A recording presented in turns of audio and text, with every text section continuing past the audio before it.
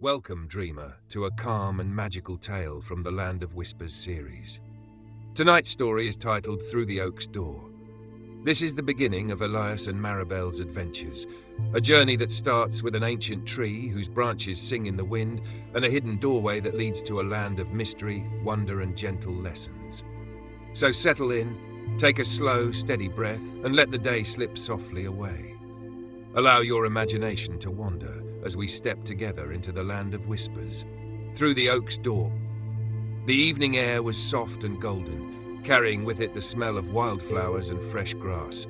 The sun was sinking low, turning the sky into a watercolor of oranges, pinks, and purples, while shadows stretched long across the meadow.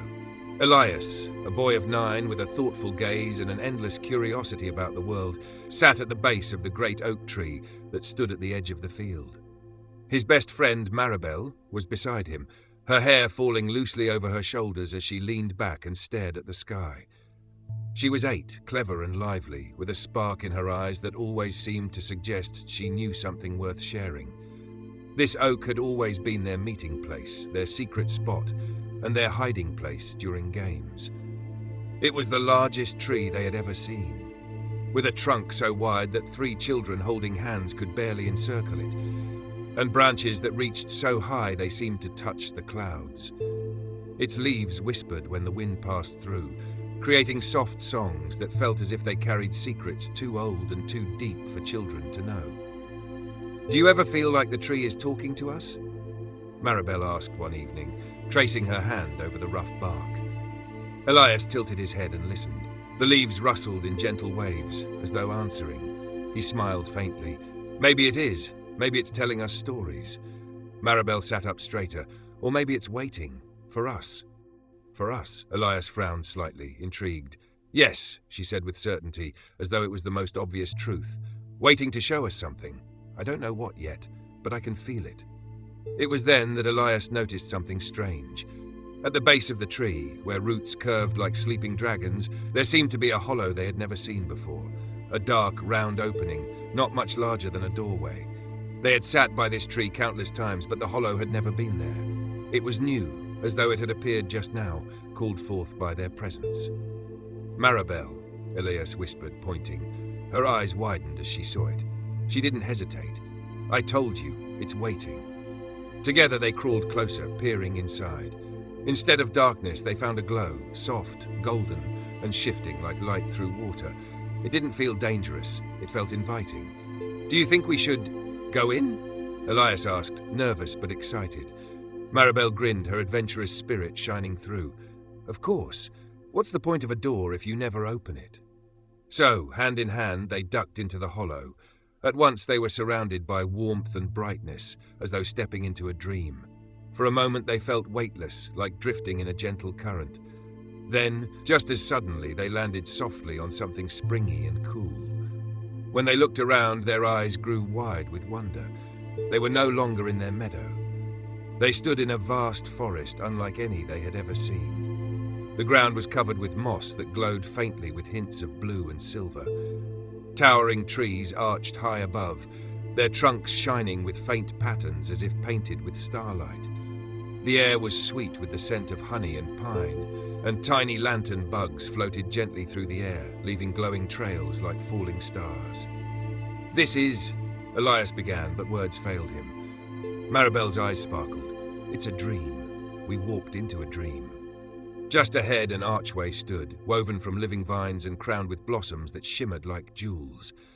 Across its top, glowing letters appeared, curling and rearranging until the children could read them. "Welcome, travelers, to the Land of Whispers." Neither spoke for a moment. They only stared, their hearts thumping with excitement. Then, as if pulled forward by some gentle current of destiny, they stepped through the arch. Almost at once, there was a sound, a rustle in the bushes nearby. The children froze, but what emerged made them laugh in delight. It was a rabbit. But unlike any rabbit they had seen before. Its fur was snowy white with faint lavender swirls, and its ears, tipped with silver, twitched as it hopped into view. Around its neck was a small satchel, and its dark eyes sparkled with mischief. "Well, there you are at last," the rabbit said cheerfully. Elias blinked in disbelief. Did you just talk?" "Of course I talked." said the rabbit, twitching his whiskers as if slightly offended. "I've been waiting for you all evening. My name is Thistle, messenger of the forest, puzzle collector, and occasional snack enthusiast, and you must be Elias and Maribel." The children stared at him in amazement. "How do you know our names?" Maribel asked. Thistle tilted his head, amused. "The oak told me. Trees gossip more than you'd believe." The children giggled, their nerves fading at once. Thistle hopped in a circle before them. "Since you've come through the oak's door, you must be ready. Every traveller who enters the Land of Whispers is given a quest." "Quest!" Elias echoed. "Indeed," said Thistle. His whiskers twitched. "You'll find puzzles and riddles here, and they will lead you to places you cannot imagine. Solve them, and doors will open. Ignore them, and you'll wander forever in circles." Maribel clapped her hands, delighted. "Puzzles? That's perfect." Thistle gave a little bow.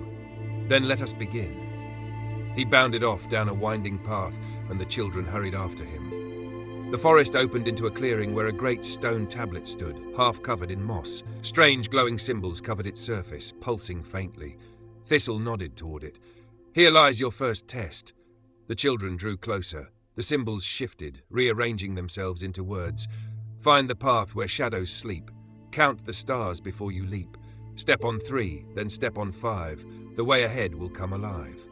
Elias frowned, puzzling over the riddle. Maribel knelt and brushed away moss on the ground. Beneath it were flat stones, each marked with faint carvings, some with stars. "Look," she whispered, "it's a stepping path."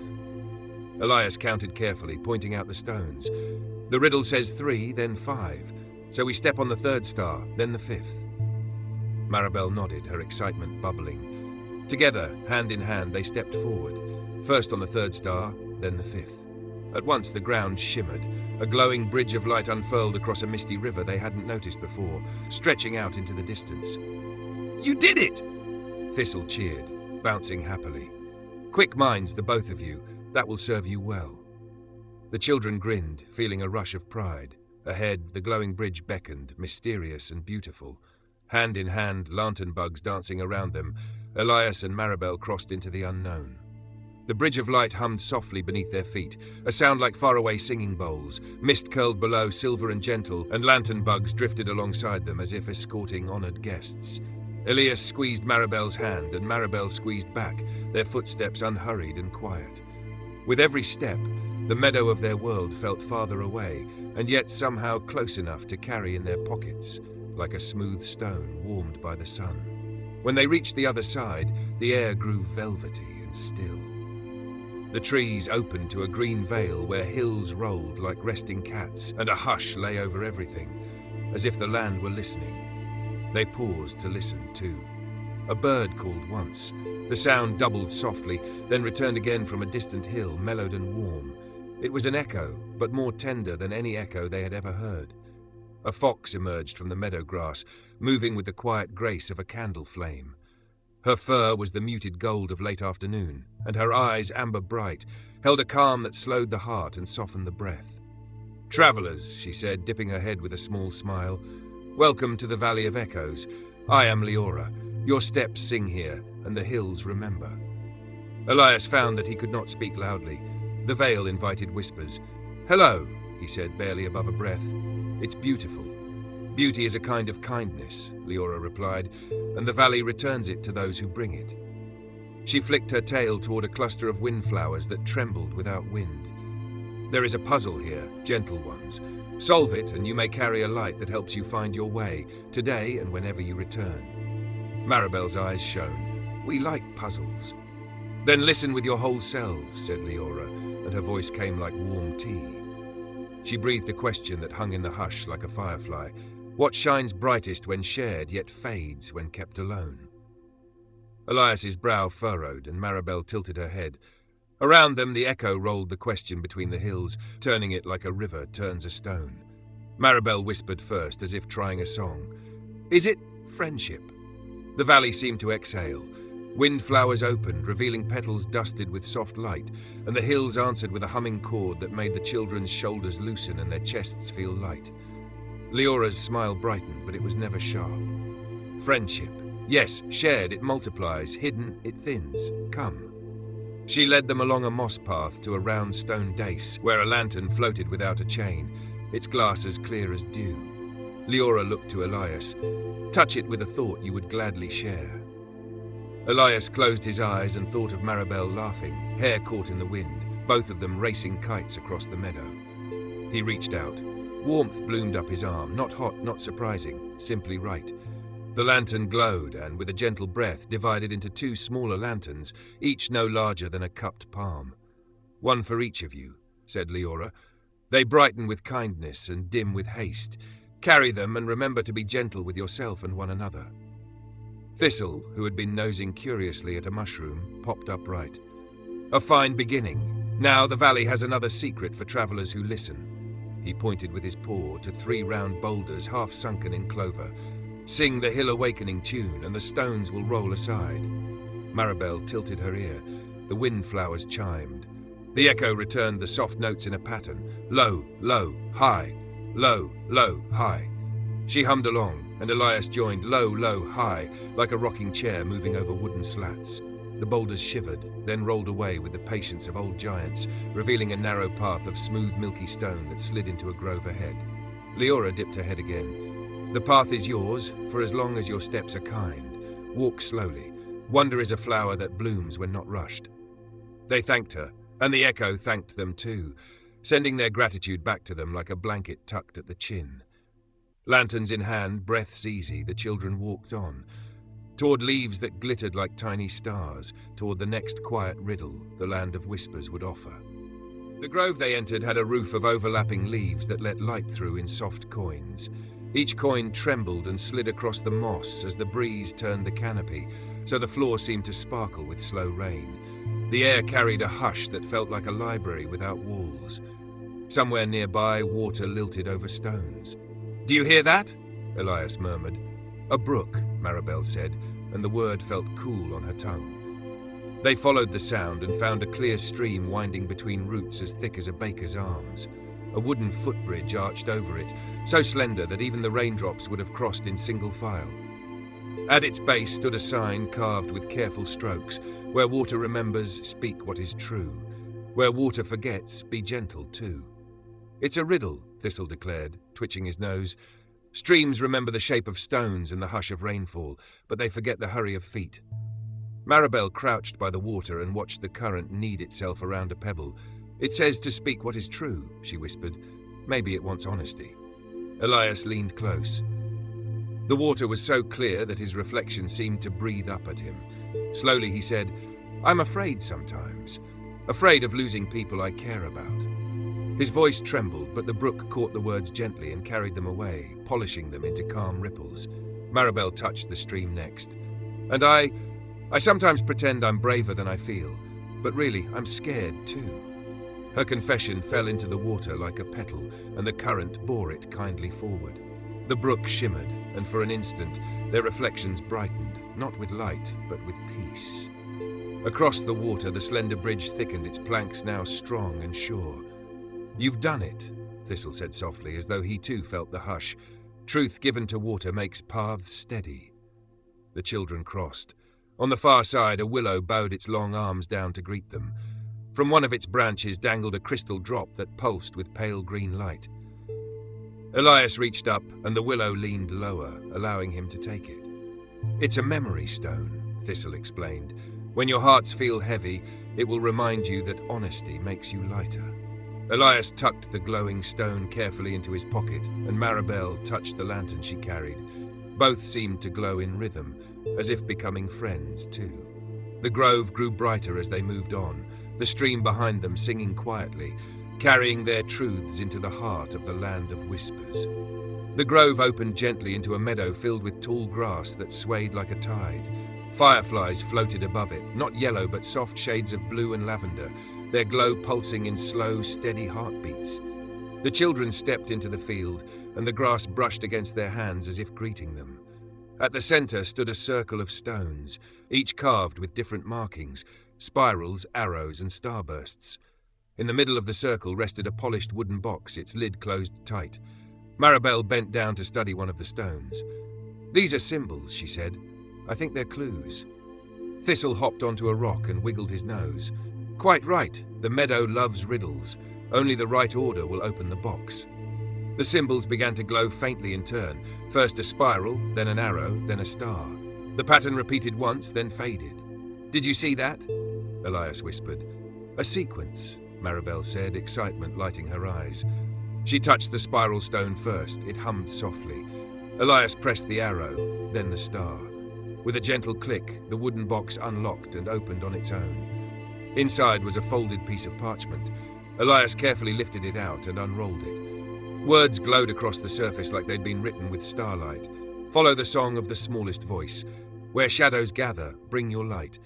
When the path divides, choose kindness over pride, and the way will welcome you home." Maribel read the riddle twice, her brow furrowed in thought. It's like a map, but not with places, more with choices. The parchment folded itself neatly again and floated back into the box, which closed without a sound. The stones around them dimmed, and the meadow seemed to exhale, satisfied. Elias looked at Maribel, the smallest voice. "Do you think that means an animal?" Before Maribel could answer, a tiny chirp rose from the grass. They turned to see a cricket, no bigger than a pebble, glowing faintly at its wingtips. It sang again, so soft they almost missed it, but the note carried with warmth. Thistle bowed dramatically toward the insect. The smallest voice indeed. The cricket hopped forward, pausing as if to make sure they were following. Lanterns in hand, the children trailed after it, weaving through the tall grass. The meadow opened into a shaded grove where shadows curled thick under the trees. The cricket's glow dimmed, but the children lifted their lanterns high, and the dark peeled back gently, revealing a clear path forward. Maribel smiled softly. The riddle was right. We just have to listen, shine light, and be kind. And so, with each careful step, the children learned that puzzles in the land of whispers were not meant to test how clever they were, but how true and gentle they could be. The path the cricket had shown them curved gently downward until the trees parted to reveal a wide glade bathed in silver light. At its center stretched a pool so calm it looked like polished glass. The moon above, larger and brighter than any they had ever seen, rested perfectly in the reflection, as if another world hung just below the water's skin. The children paused at the water's edge, their lanterns trembling with the faint night breeze. A hush lay over the pool, a hush that asked for patience. On the far side, reeds swayed softly, and from among them stepped a heron. Its wings gleamed pale blue, and its long beak glistened like polished ivory. It bowed its head gracefully. "Travelers," the heron said in a voice that rippled like the pool itself, "you have come to the Mirror Lake. Here truth is not spoken but seen. Will you look?" Elias swallowed. He thought of what the stream had asked of him earlier, his fears, his honesty. Maribel touched his shoulder gently. "We'll look together," she said. The heron gestured with a wing. "Step close, but do not disturb the water." They knelt beside the edge, gazing into the mirrored surface. At first they saw only their reflections, two children with wide eyes holding glowing lanterns, but slowly the water shifted. Elias saw himself standing tall, older, guiding others through the forest with kindness. Maribel saw herself too, her cleverness shining, not as pride but as a gift she shared to help others. They both saw a future shaped by the choices they carried inside them. The heron's eyes glowed faintly. The lake shows not what must be, but what may be. The paths you choose will ripple outward as every drop ripples in the water. Remember this when you face puzzles that test not your minds, but your hearts. The reflections softened, and the water stilled again. In its calm center floated a single white feather, glowing faintly. Elias reached out and the feather drifted into his palm. "A token of clarity," the heron said. "When confusion clouds your way, hold it, and the answer will shine clearer." They thanked the heron, who bowed once more before spreading its wings and gliding silently across the lake, vanishing into the night sky. The children stood quietly, lanterns glowing, the cricket's song returning faintly from the meadow. Thistle cleared his throat softly. "Well then, that was quite the vision, wasn't it? And we've more land ahead. The oak did not send you here for only 1 or 2 lessons." Elias tucked the glowing feather safely beside the memory stone in his pocket. Maribel looked up at the moon, feeling a warm steadiness inside her. Together they turned toward the path that wound gently away from the lake, ready for whatever wonder awaited next. The path from the Mirror Lake led them through a forest that grew quieter with every step. The usual sounds of rustling leaves and chirping insects faded until only their footsteps remained. It was not an empty silence, but one that felt purposeful, like the forest itself was listening. They came to a clearing where the trees stood in a perfect circle. In the center rested an ancient stone arch, taller than any of them, its surface carved with faint glowing runes. Unlike the first arch they had passed through, this one seemed to wait, still and watchful. Thistle hopped forward, his ears twitching nervously. "Ah, the Arch of Choices," he said. "Every traveler must face it. The arch does not open to cleverness alone, but to the spirit you carry." Maribel stepped closer, her lantern casting a soft halo on the runes. "What do we do?" Before Thistle could answer, the runes shimmered and rearranged into words they could read. "When the path divides, choose with care. Pride will narrow, kindness will bear. One way is easy, the other is slow, but only one leads where hearts may grow." As they watched, two paths appeared beyond the arch, each lined with light. The first was wide and smooth, glowing warmly, with flowers blooming along its edges. The second was narrow and winding, roots and stones scattered across it, shadowed by heavy trees. Elias frowned. "That one looks easier," he said, pointing to the bright path. Maribel studied both carefully. "But the riddle said pride will narrow, kindness will bear. Maybe the harder path is the one that matters." Thistle tilted his head. "The arch won't let me decide for you, it is your choice." Elias looked at Maribel, then at the lantern in his hand. It flickered faintly, almost as if agreeing with her. He took a deep breath. "Let's go together, even if it's harder." Hand in hand, they stepped toward the narrow path. At once, the runes brightened, and the arch pulsed with soft light, blessing their choice. The wide and easy road faded like mist. As they walked the rougher path, the shadows slowly lifted. Each time they stumbled on a root, one of them offered a hand to help the other. Each time the stones felt sharp underfoot, their lanterns glowed brighter, guiding them gently forward.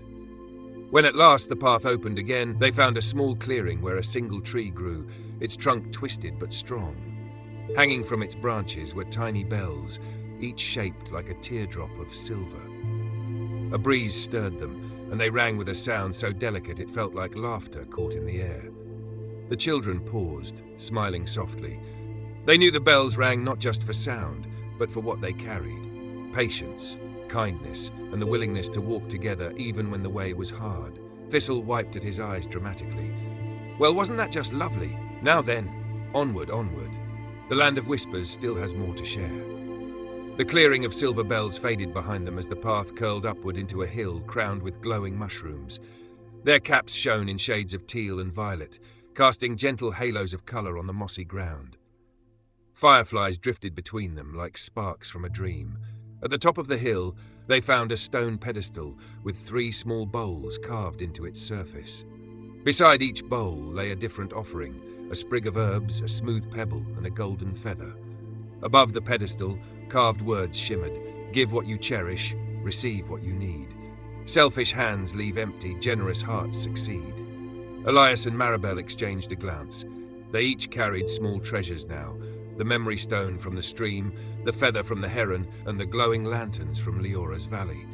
Elias held the heron's feather close, uncertain. "What if we need this later?" Maribel's gaze softened. "The riddle says to give what you cherish.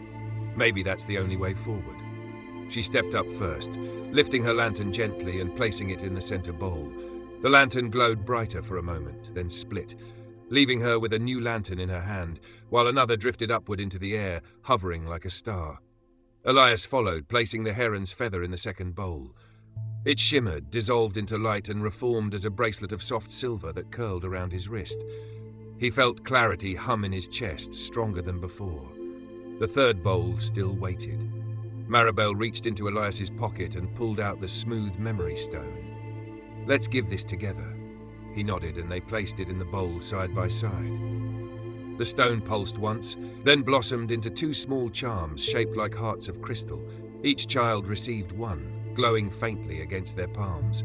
Thistle hopped in a circle, clapping his paws. "You see? Gifts given are never truly lost. They return in new forms, stronger, kinder, and shared."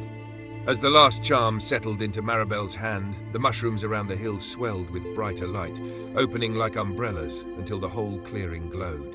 A staircase of mushrooms grew downward, forming a path spiraling deeper into the forest. Maribel grinned. It's showing us the way. Elias slipped the bracelet on more firmly and tucked the charm into his pocket. They descended the glowing steps together, lanterns lighting their way, hearts warm from the lesson they had just learned.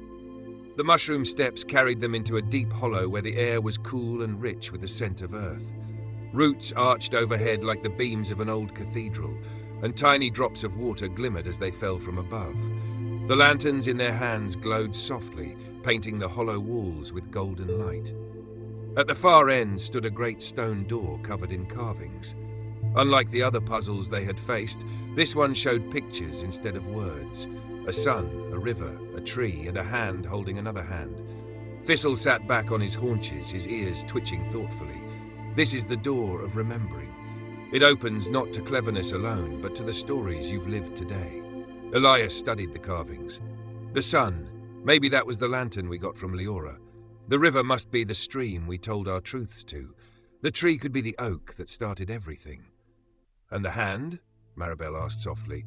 Elias smiled. That must be us, helping each other.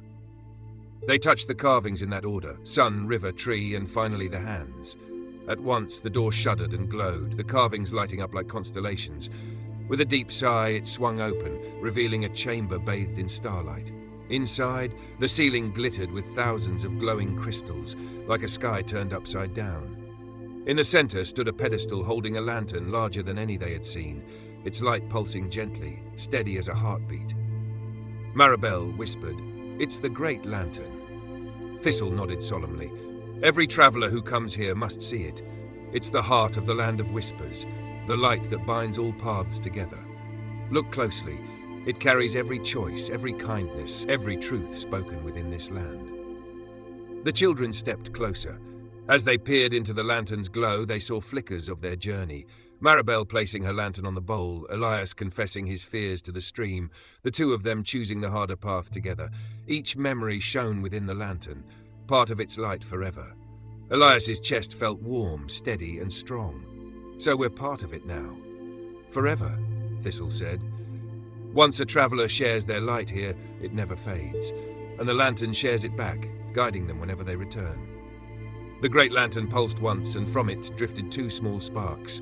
They floated into the children's hands, becoming gentle pendants that glowed like stars. Maribel held hers close, smiling softly. "It feels like home." "It is," said Thistle. "This land is yours to return to, whenever the oak calls you back." The great lantern's chamber slowly dimmed until only the children's pendants glowed, soft and steady. A breeze, gentle as a sigh, brushed against their cheeks. The lantern bugs returned, circling them as though to guide them back. The stone door behind them dissolved into mist, revealing a winding passage that glimmered faintly with silver dust. Thistle bounded ahead. "Come now, travelers. The oak's door waits. Your first journey draws to its close." The passage carried them upward, the air growing warmer and lighter with every step.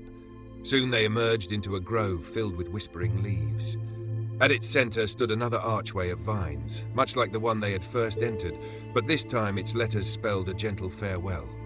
"Until you return." Elias hesitated, holding his lantern close. "Do we really have to go?" Maribel squeezed his hand. "I think this is only the beginning." Thistle gave them a wink. "The Land of Whispers is not a place you visit once. It lives where your kindness does. Walk the world gently, and the oak will always call you back." The cricket that had once led them through the meadow chirped from the grass. The fox Leora appeared at the edge of the grove, her eyes glowing warmly. The heron circled overhead, its wings pale against the starlit sky. All their friends had come to watch them home. With their hearts full, the children stepped through the arch.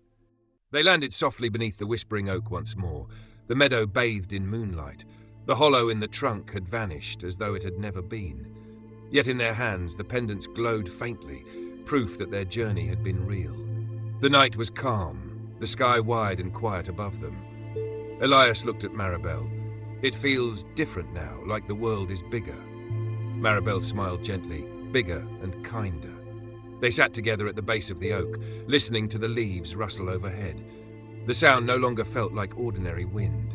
It felt like the land itself whispering good night, promising more adventures to come. When they finally walked home, their lanterns and pendants lighting their way, the meadow seemed softer, the stars closer, and their steps lighter.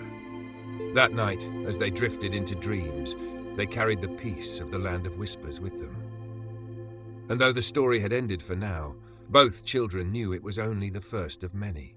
For every dreamer who listens closely can find the oak again, can follow its hidden door, and can walk the gentle paths of the land of whispers, where puzzles open hearts, where creatures share their wisdom, and where light grows brighter every time it is shared. And so we close the first tale in the Land of Whispers series, Through the Oak's Door. Elias and Maribel's lanterns will continue to glow, waiting for the next adventure the oak will share with them. As you rest now, let their journey remind you that kindness, honesty, and friendship are lights we all carry. Whenever the world feels dark, your light is still there, steady and warm. So close your eyes, breathe deeply, and drift into your own dreams. May they be filled with gentle whispers, glowing lanterns, and the promise of new adventures waiting just beyond tomorrow. Good night.